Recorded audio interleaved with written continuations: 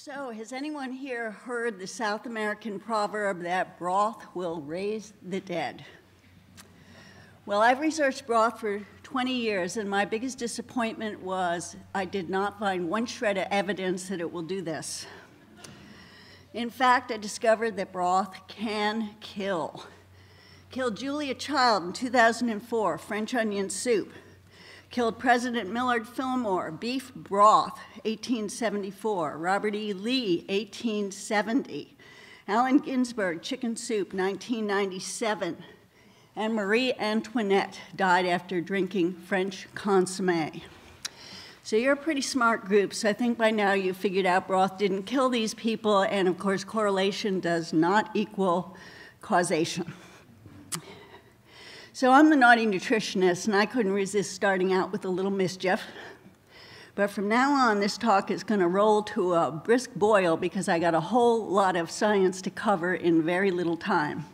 And if I don't get it all in and you've still got questions, I'm going to be at the the Farm to Consumer Legal Defense Fund booth for the rest of the afternoon. So, you've all heard that chicken soup is Jewish penicillin. And a lot of people believe that, whether or not they're Jewish. And there's a long history of very good experts, medical experts, and others who believe that to be true, most famously Moses Maimonides in the 12th century. And he took it from Galen and before him, Hippocrates. But the idea of Jewish penicillin, it's so ingrained in our culture that comedians really run with it. A Jewish woman had 2 chickens. One got sick, so the woman made chicken soup out of the other to help the sick one get well. This would not play if people didn't understand the healing power of chicken soup. Florence Nightingale took the celebrity chef of her age to the Crimean War to help wounded soldiers get well quickly with nourishing, high-quality broth. In her notes on nursing, she talked about invalid cookery and meat tea and other health foods. Broth's gravy aspect, we're talking about broth and gelatin. Old cookbooks always had a chapter on helping people get well. Mrs. Beaton's cookbook, Fanny Farmer cookbook, all using words like this will cure for sure, or in my experience, this will always be beneficial.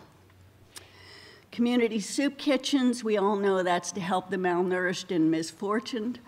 And Chicken Soup for the Soul, best-selling title, because it means so much to so many people in terms of physical and mental health. But some of you might be asking, is it paleo? Because paleo people didn't have a pot to cook in. But someone really early on probably noticed that when they were cooking meat on a stick over the fire that some of those good juices were disappearing and lost. So they started getting some bright ideas, and this continued on until people regularly could afford and have pots. But early on they were doing things like animal skins, cooking water and meat and adding hot stones first and sometimes putting it over the fire, as you see in this Irish woodcut from 1581. And then, of course, some things we'd make soup from came conveniently in their own pot, like turtles. So people would cook the turtle in its own pot and then keep the pot. Then first ceramic pots coming out of Asia, 20,000 or more years ago. This is a Japanese pot. 17th century Dutch pot, and some very expensive metal pots. Originally, these were extremely expensive and heavy items. We are very blessed to have so many fine examples of stock pots to choose from today. Now, one of the great myths about soup is that people for thousands of years, all people would keep a stock pot on their stove or on the hearth simmering with good broth. The reality is, in the industrial age, the poor would have loved to have made soup, but even if they had a pot, they couldn't afford the fuel. This was a huge problem leading to widespread malnutrition, part of the problem. An inventor named Papin came up with a solution. He called it a digester of bones, fast broth, like a pressure cooker. but it was so expensive it would take a year's salary from somebody who is poor. So as it turned out, it did not take off, and Papin himself died poor. Now, wherever we go around the world and we see healthy people, as Dr. Weston Price did with his research, some form of soups and stews and gravies or aspics or whatever is part of the culture. And more recently, we have celebrity chefs, people like Fergus Henderson in London, and his famous book, The Whole Beast, popularizing the whole idea of nose-to-tail eating. And this is very much part of being healthy through broth, because the nose-to-tail includes not just the muscle meats and chops, but it includes the organ meats and the carcass and the skin. Julia Child popularized the idea of gourmet cooking, fine cooking, with stock being an essential part of that. And recently, Jennifer McLaughlин's terrific books on bones, fat, and odd bits. And the incomparable Tony Bourdain. To me, life without veal stock is life not worth living. So, how does soup play a part in the standard American diet? How is soup contributing to the health of the gentleman to the right there? Well, sadly, the typical soup in the modern American diet is going to be canned or dried or worse. And we think of Campbell's soup as being one of the worst products out there, and today we certainly cannot recommend it, high in MSG and other additives and a lot of problems there. But when Campbell's soup was invented, it was actually a good product. In 1870, Joseph Campbell came up with a soup, and the recipe involved a fat fowl. They always talked about the fat ones. That's what they wanted, a fat fowl and pounds of butter. Real butter, we're talking, real ingredients. But Campbell's soup, as we think of it, started at the turn of the last century with a guy named John Dorrance. And he was brilliant, and he was sophisticated. He was an MIT chemist, a gourmet chef, traveled in Europe, and his desire was to condense soup so it could be sold to the masses and nourish the masses and bring high-quality food. And his original offerings, Campbell's soup offerings, were rather gourmet items, and that's how they advertised it as well. So that was an early Campbell's soup label. They got onto the red and white idea early. But unfortunately, this is what we have today. And the ingredient lists, MSG, and a lot of additives, a lot of problems. And yet, whenever people are talking about the dangers of Campbell's or Progresso or other modern soups, guess what they talk about? The salt. The salt's probably the least of the problems in there. So some of you might be thinking, I don't want to make bone broth, or what the vegans call corpse juice.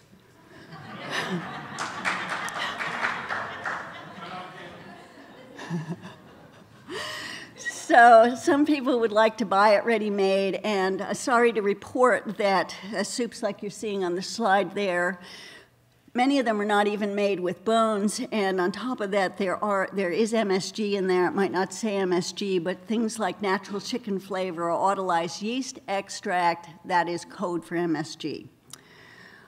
We can get things like Saffron Road or Flavor Chef, and some of us are lucky enough to live near, say, Amish farmers who sell some good homemade broth. But one way or another, we need to get it, and for many of us, that means we need to make it. And the problem for a whole lot of people is making soup is now considered in the category of creepy foods, particularly if you're making it with chicken feet. So one of the funniest things that happened over the last year was a young woman went to Safeway to buy her skinless, boneless chicken breast, and she got home and she discovered, oh my God, there's a chicken foot in there.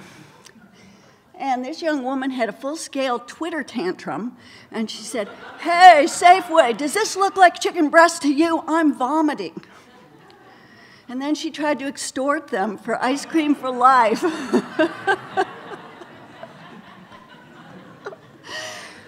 As someone who makes broth all the time and deals with corpse juice, I find this very funny.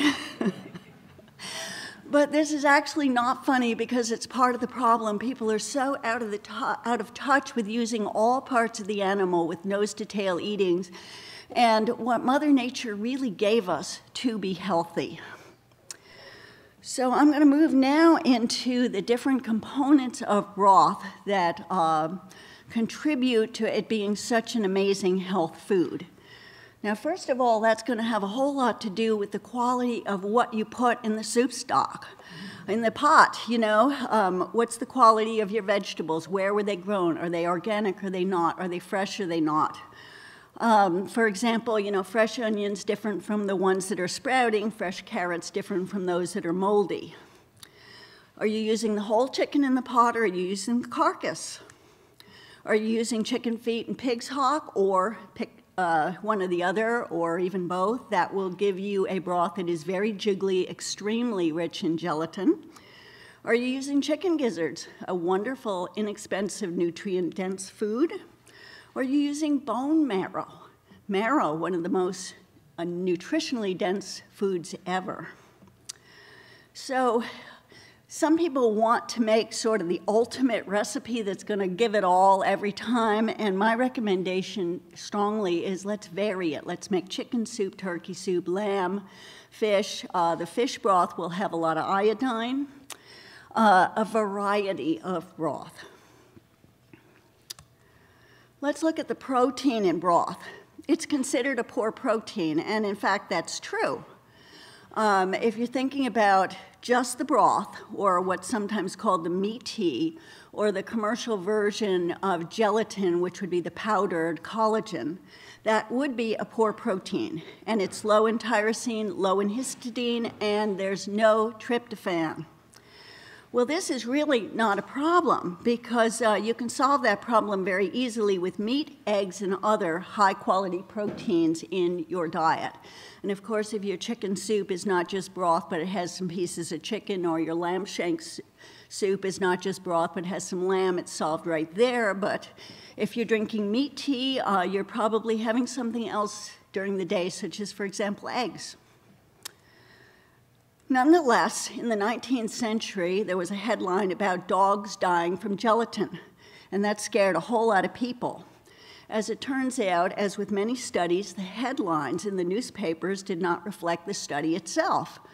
Dug up the study and discovered, yeah, the dogs died all right, but not from gelatin, but because the gelatin was so foul and rancid and stinky that the dogs starved rather than eat it.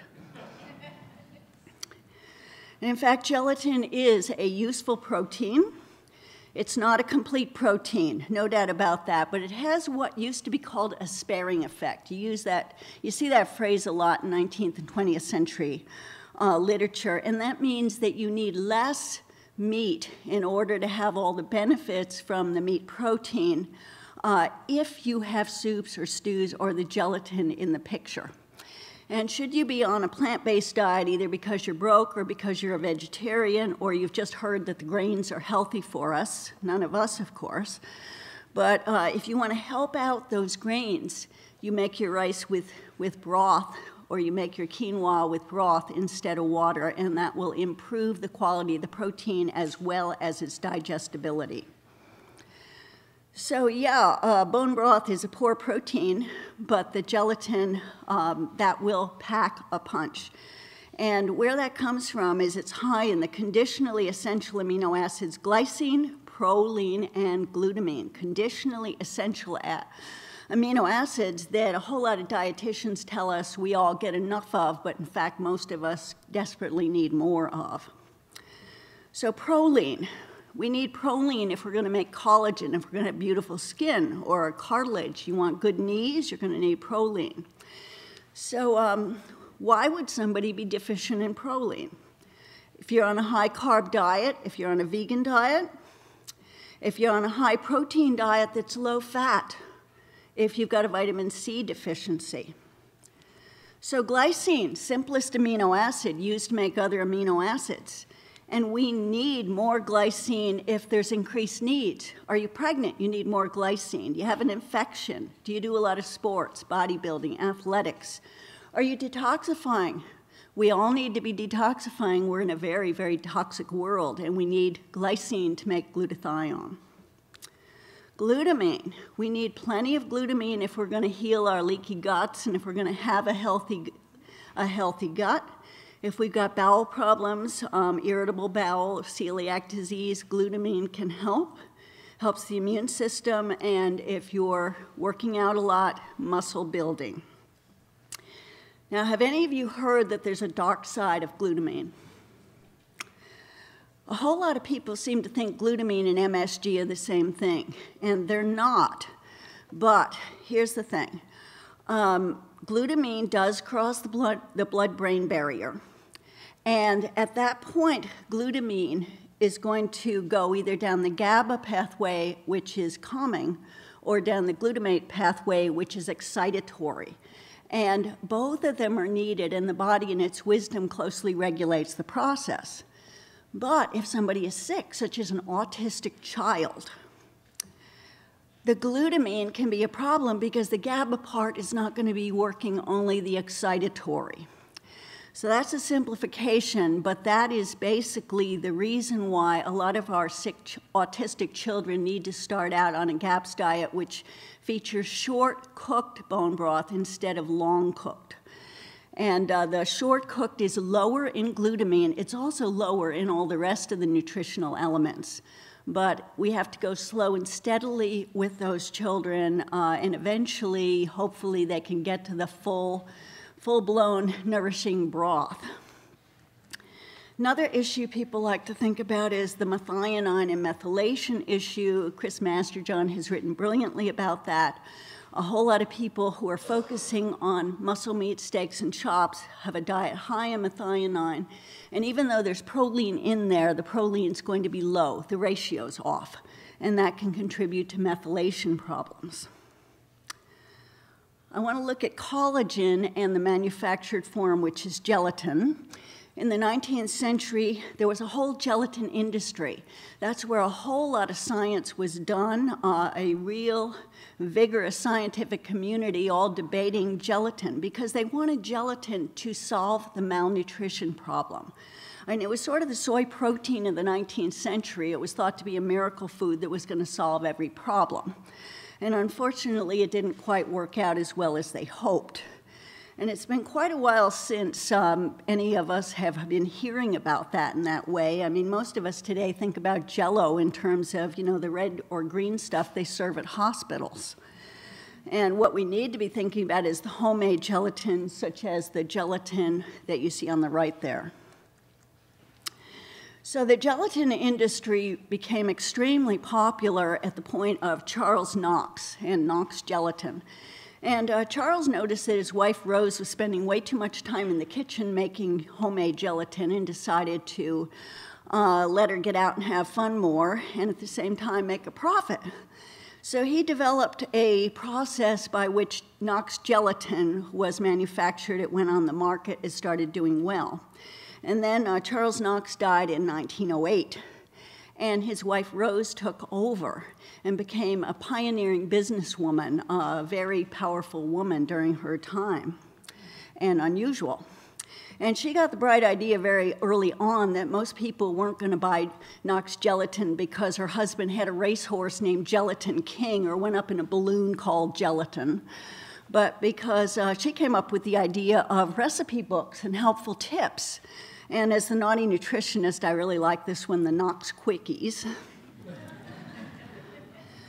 But she covered the territory, gelatin for weight loss, be fit, not fat, gelatin for invalids, gelatin desserts. I mean, she knew what people wanted, and she sold that gelatin.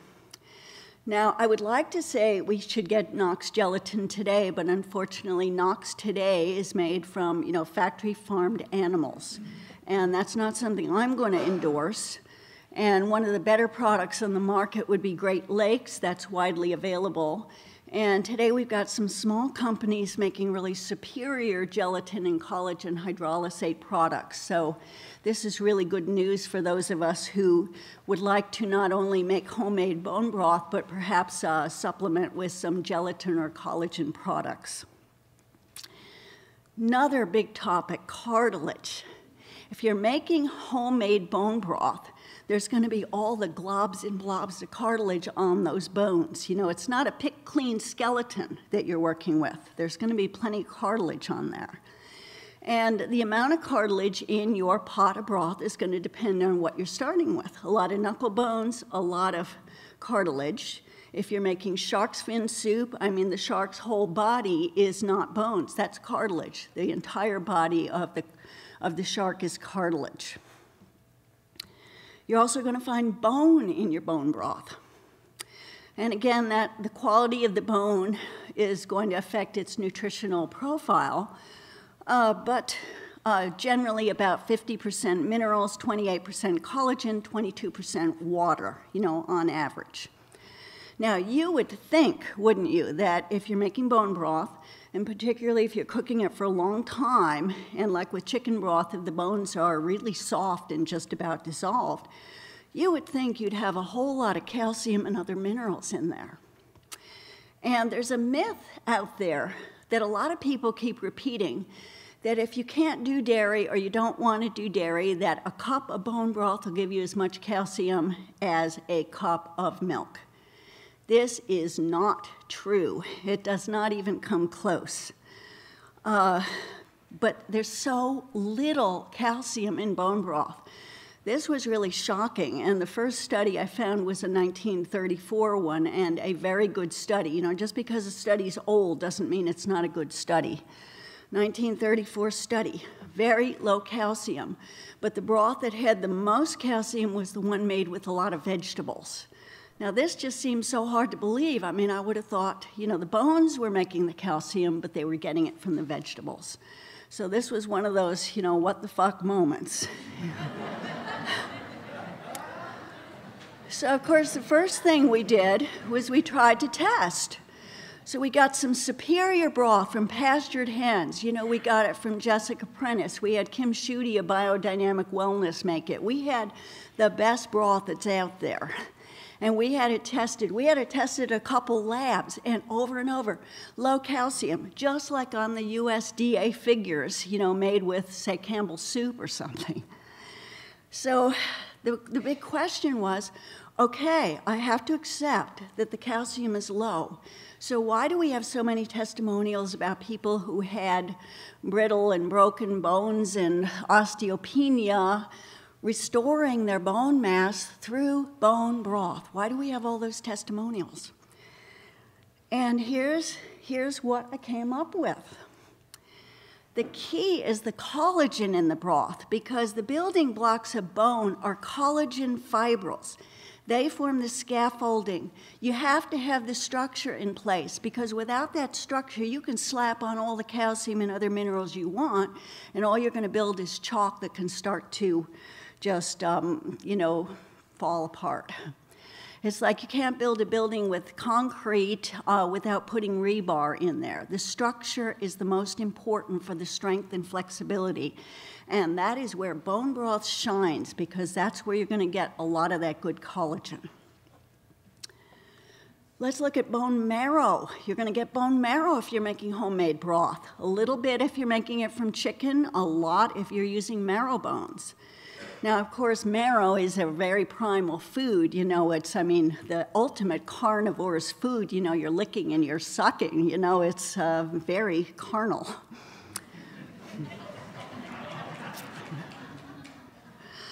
So marrow, all over the world, it's considered a sacred, energizing, and regenerative food. So you can either eat it directly or you can eat it through broth. And in the literature, most famously, Henry David Thoreau saying he wanted to live deep and suck out all the marrow of life. Interesting wording from a guy who was mostly a vegetarian. So some of you might be wondering, okay, what's the nutritional profile of marrow look like? Well, it's really inconsistent. First of all, there's not a lot of data, and everybody's contradicting each other. So some of them say there's a lot of fat, some say a little, some say monounsaturated, some say saturated, some say it's got a lot of cholesterol, some say no cholesterol. They all talk about some phospholipids like phospholipid serine and choline, phosphatidylcholine. Some say a lot of vitamin A, some say almost none, and for some reason they're not testing the vitamin D with marrow. I don't know why they're not doing that. More research is needed, obviously. So I also started wondering why the discrepancies.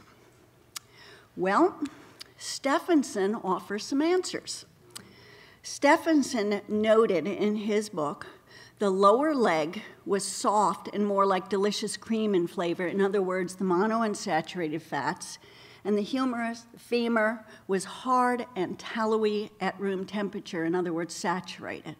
So it's clear that it's going to depend on what kind of marrow you're analyzing, and also the health of the animal. The marrow changes with starvation, for example, or whether it's cooked. If you're roasting your marrow and then testing, a lot of the fat will have run off into the pan.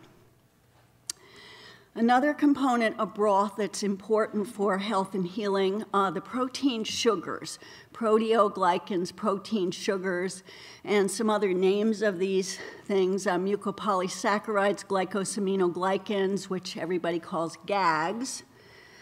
And here's a cartilage molecule, chondroitin sulfate, keratin sulfate, hyaluronic acid. These are all forms of these protein sugars. And there's your knee, just pointing out a healthy knee and how you need these things. And there's a whole industry out there on glyconutrients. Now, the idea is there's 8 essential sugars. Now, just about everybody's getting more than enough glucose, but hunter-gatherers would have been getting a whole lot of these other things, and we do find them today in foods like, say, shiitake mushrooms or aloe vera juice and stuff like that. And we find the essential sugars N-acetylglucosamine and N-acetylgalactosamine in homemade bone broth. So let's make it. And that's much better than, say, taking glucosamine or chondroitin sulfate supplements. But the fact that these are so popular and even sold in places like Walgreens, that really tells you that they're helping some people, because people aren't buying these things out of pocket unless they're seeing some benefit. So my recommendation is, glucosamine is useful. The science is really mixed. There's thousands of studies, and they can't figure out why it works sometimes and doesn't work other times. But my recommendation is the broth, because there's so many healing components. Why settle for just glucosamine? So broth and disease, big topic. A whole lot of people seem to think, well, yeah, it's nourishing, it's good food, but it would be an old wives' tale that it can actually heal anything. Well, some of the 19th century literature, they talk a lot about how broth helps with nasty infectious diseases such as dysentery, cholera, typhoid, scarlet fever. And of course, these, broth was not reviving all of these people, but it helped many. And that's why Florence Nightingale and many others were recommending it, and it was in all those cookbooks. Now, getting into some more recent studies, some scientists at Mount Sinai Hospital, they decided that it was just bogus, the idea that soup would help open up your sinus pathways, that it had to be soup. They thought hot water would work as well. And they discovered, to their surprise, that the hot soup did, in fact, work better, and cold water did not work at all. But the most famous soup study came out of University of Nebraska from a pulmonary care expert by the name of Stephen Renard, MD. And he took his wife's grandmother's Lithuanian chicken soup recipe, and he decided he was going to test it. And to simplify his study, basically he had a bowl of soup and he dropped in some neutrophils. And then the headlines came out: why chicken soup heals colds and flu. Kills neutrophils. And I'm looking at that, and I'm scratching my head, and I'm saying, why would you want to kill your neutrophils? I mean, I don't want to suffer from cold or flu any more than anybody else, but I understand that my neutrophils really matter, and I should honor them, not kill them. And then there were some other weird things about Renard's study, including the fact that he tested all of these totally awful products like Progresso and Knorr and other soups high in MSG. And here's what's strange. Some of them, the neutrophils died even faster, which you might expect. And some of them, the neutrophils swimmed around really happily. So it made no sense whatsoever. So from my point of view, there was a lot more to learn and study, and just needed to look at all the research. So I've got a couple heroes in this project. One of them was Nathan R. Gotthofer, PhD. Lived from 1901 to 1983, and 18 years of his life this man spent researching gelatin. He was with Gray's Lake Gelatin at the time. That's the company that's now Great Lakes Gelatin. And he pulled up all the late 18th century, 19th century, early 20th century, and he was able to meet a lot of the researchers. He traveled. I mean, he was just a very curious guy and very dogged and persistent to find out. And he was really thrashing out why the studies were so consistent. And what seems to be the case is that there were a whole lot of a whole lot of definitions of what gelatin was. Sometimes it was made from hide, sometimes it would be like we would make it, you know, where there'd be a lot of cartilage in it too. Some studies that they called gelatin studies were actually done with, say, glycine. So of course it was all inconsistent. So couldn't find out too much about Dr. Gotthofer himself, but in the Cornell University alumni notes, I scored some facts and a picture. He is that elderly gentleman in the top right. Another one of the pioneer gelatin researchers was Dr. Francis Pottinger of Pottinger's Cats fame. And he did some important studies that are easy to find on what he called hydrophilic colloids. And don't have time to go into that in depth right here, but I'm going to give you his takeaway. Gelatin has proven effective for a variety of gastrointestinal ailments. Right on. And that's important because, as Hippocrates put it, all disease begins in the gut, which is why if we're doctors or alternative medicine practitioners and we're thinking about nutrition, we start with gut healing no matter what other symptoms people have. Much science having to do with broth and digestion, the bland diets that were popular, say, 50 years ago, the importance of gelatin in infant formula, such as the Weston A. Price Foundation's homemade formula. Gelatin if you've got peptic ulcers, acid reflux, celiac disease, irritable bowel, etc.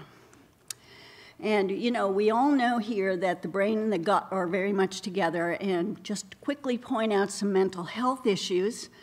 Broth is good for your mental health and stability. If that woman who had her Twitter tantrum had eaten broth with, or made broth from that chicken foot, she'd have probably been a lot more stable. Maimonides recommended chicken soup for melancholy. Chinese medicine considers it a yin tonic for burnout. Glycine helps with blood sugar swings, and so on and so forth. Move into another of my heroes, a man I was privileged to do some work with, Dr. John F. Pruden. In 1997, I interviewed him 8 times. Brilliant man, very funny, absolutely brilliant. Doctor's doctor.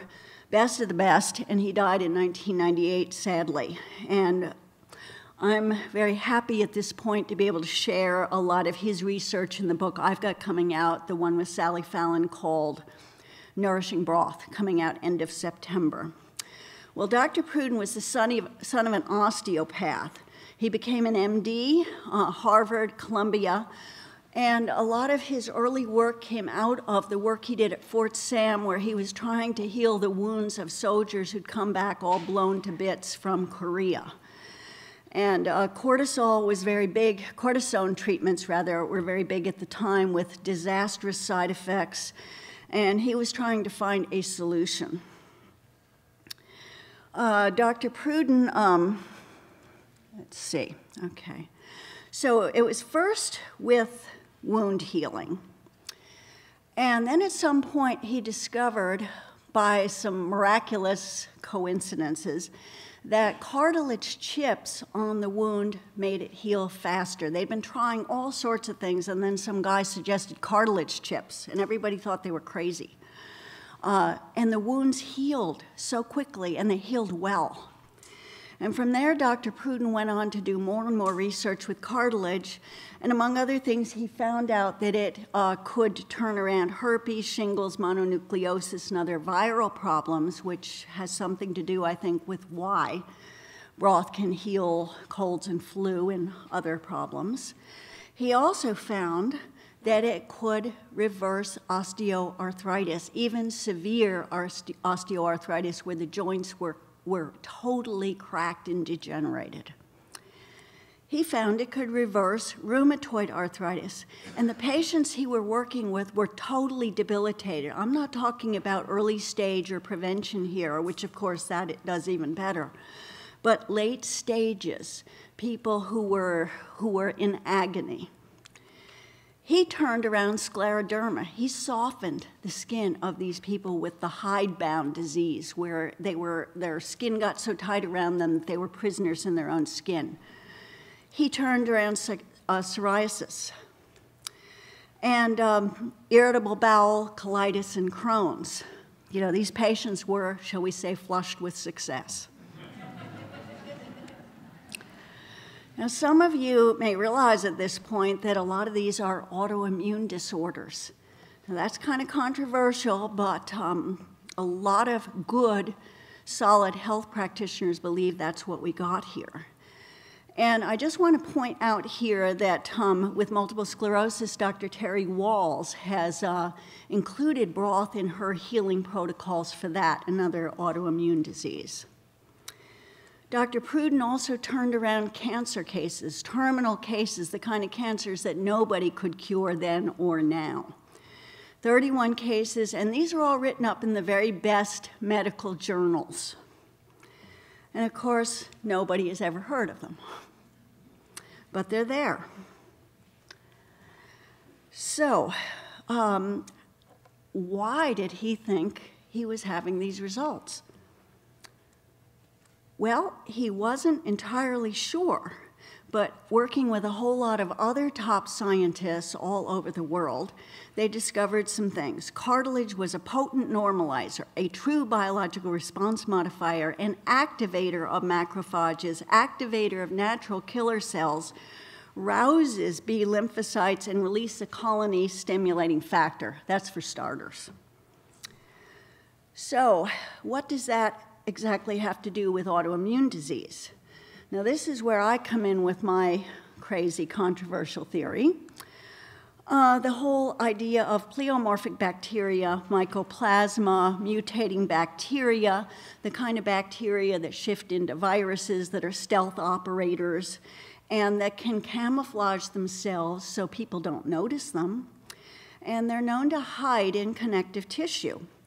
So what seems to be happening is the body knows they're there, and the body destroys its own collagen and cartilage tissue trying to get rid of them. So where a whole lot of people think autoimmune disease is the body's immune system going wacko for no particular reason that anyone can figure out, maybe it is that the body in its wisdom is trying to eradicate some of these stealth bacteria, but the body doesn't have the ability to do so effectively. So this theory is coming out of some of the top scientists that have ever been born, people like Royal Rife, Peyton Roos, many others. And in the field of rheumatoid arthritis, Thomas McPherson Brown started out as an esteemed rheumatologist, best of the best, Rockefeller Institute, many places. But then after World War II, nobody wanted to hear about his mutating bacteria theory, and he basically died controversial. Virginia Livingston, MD, she connected leprosy and cancer with these pleomorphic bacteria. Again, a very controversial researcher and physician. And then we have Dr. Alan Cantwell, who's still alive, respected dermatologist, published more than 30 articles in major medical journals, and he found pleomorphic bacteria in scleroderma and some other related diseases that he was treating as a dermatologist. So sadly, he finally concluded, we believe the body is not attacking itself, but is desperately trying to rid itself of disease-producing microbes that are not recognized by the scientific community. And he is a very angry, frustrated man and has become an extremely, well, he's known as a medical heretic. And a lot of his research was absolutely impeccable, and as I said, top medical journals. So he's been busy lately writing about, AIDS conspiracies and, cancer microbes and other controversial topics. So some of you might be thinking, so what do mutating bacteria, medical heretics, and conspiracy theories have to do with broth? Okay, briefly, Gotthofer reported cases from the late 19th and early 20th century in which gelatin helped heal TB, a disease that everyone recognizes caused by Mycobacterium tuberculosis. Avicenna in the 10th century discovered that the best cure for leprosy was the broth from a young fat hen. Dr. Livingston found Mycobacterium tuberculosis in TB and leprosy. Dr. Cantwell found Mycobacterium tuberculosis in scleroderma and then later as a primary agent in HIV. There is yet one other theory, which I'm only very briefly going to go into because it is flat out wrong. Some people have talked about cartilage as a supplement, such as shark cartilage, being used and being effective because of anti-angiogenesis. And that theory has to do with the fact that in healthy cartilage, there are no blood vessels. And cartilage contains anti-angiogenesis factors. And if cancer is going to grow and develop in the body, you're going to have new blood vessels going in there. So the idea is if you take cartilage pills with the anti-angiogenesis factors, that can be a cure. The problem with that theory, which was publicized very heavily by the Sharks Don't Get Cancer guy, is that Judah Folkman, who went ballistic over this thing, he said they don't survive the digestive process, so you're not going to get them from broth and you're not going to get them from pills, but you might benefit from, say, injections. So very quickly, this is a sports and fitness crowd here. Broth is fabulous for sports and fitness. Early ads for gelatin and Bovril, which was a gelatin beef product. It's going to put the beef in you. Don't be a 90-pound weakling. Let's build up here. Many of the early bodybuilding champs, the great Sando, Armand Tanny, the great Vince Gironda, and their diets, their recommended bodybuilding protocols included meat, eggs, gallons of milk, and some gelatin. Most of them did not have a whole lot of gelatin. Many of them probably got enough glutamine because they were drinking gallons of milk. But if you don't want to drink gallons of milk, and you probably don't unless you really want to get fat, I would strongly recommend homemade broth or some of the collagen hydrolysate or gelatin products. And thanks to Randy Roach for coming up with all the dietary protocols of some of these athletes. So the final section, going through quickly, anti-aging. We all want to be immortal, right? Shark cartilage soup, reputation as an aphrodisiac and as an elixir. And the Bovril ads, they really picked up on that. The old guys, Bovril will put a man on his feet, out of the wheelchair onto the track. And a very interesting little aside, broth can turn around cellulite. In the late 1990s, Dr. Pruden told me that some of his patients were amazed. They got smooth skin, and their cellulite disappeared, and they lost their arthritis. Okay, cod sperm soup, aphrodisiac, rooster testicle soup, velvet antler cartilage products for your love life. So in conclusion, broth is not going to resurrect the dead, but it might be just the thing to keep us juicy for life.